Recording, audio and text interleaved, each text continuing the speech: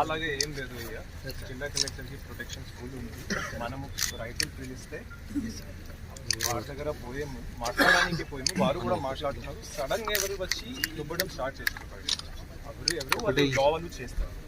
మనకి ఇది go back to your office. నేను కూడా నా ఆఫీస్ పోతున్నాను. All of you please sir అక్కడ జరిగిన దాడి గురించి చెప్పండి. అసలు ఏం జరిగింది? దాడి లేదు. అలాగా మనం మాట్లాడడానికి పోయాము. వాళ్ళు కూడా మాట్లాడడానికి మమ్మల్ని పిలిచి తీసుకుని పోయారు.